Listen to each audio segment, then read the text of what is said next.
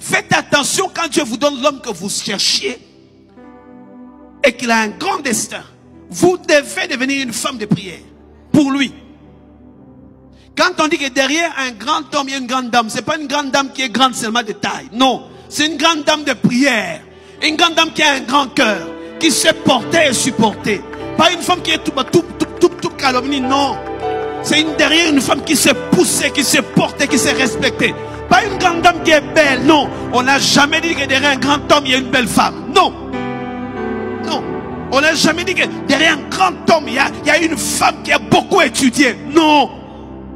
Une femme qui est derrière, c'est une femme qui pousse, qui fait avancer les choses, qui soutient, qui donne tout ce que l'homme a besoin pour que l'homme soit devant. La grande dame ne voudra jamais être devant. Elle veut toujours être derrière pour assurer la sûreté de la maison. Les bonnes femmes ne cherchent jamais à être devant l'époux. Non, non. S'il y a une grande dame devant, c'est qu'il y a un homme faible derrière. Elle a affaibli son homme pour être devant et elle sera attaquée. Pourquoi? Parce qu'il y a inimitié entre Satan et la femme. Quand l'homme est placé devant, l'homme a l'autorité, l'ennemi ne peut pas atteindre. Parce que l'homme est le gardien. C'est à lui qu'on donne l'autorité. Derrière un homme, il n'y a pas une femme belle. Il y a une femme qui est sage, qui bâtit la maison. Il y a une femme qui n'est pas querelleuse. Une femme qui porte le poids. On la voit pas, c'était la fondation. On ne cherche pas à voir la fondation. On peut voir les murs, on peut apprécier les murs. Mais soit cette femme qui est la fondation de ce grand bâtiment que tout le monde apprécie. Tout le monde apprécie le bâtiment, mais on n'apprécie pas la fondation. Alors que c'est la fondation qui tient le bâtiment. Je prie que tu sois une femme fondation.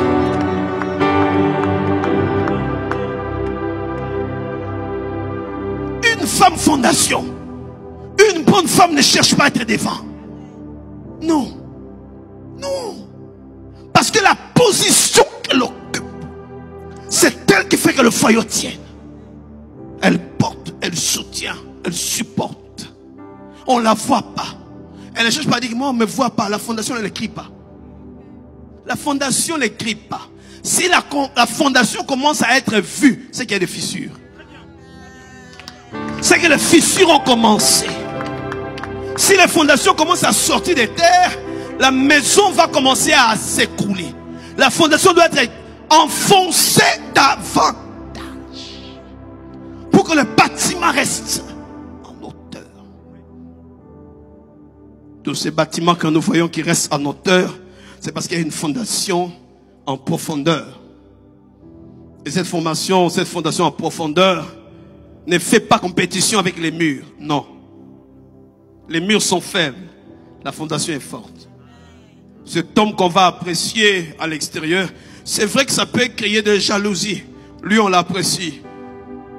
Lui, il est en avant. Ça te fait quoi, jeune femme, quand ton époux est en avant et que toi, tu n'es pas en avant? Ça fait quoi quand tout le monde l'apprécie, lui, toi, on ne fait même pas cas de toi? Ça fait mal. Tu dois dire, c'est mon œuvre.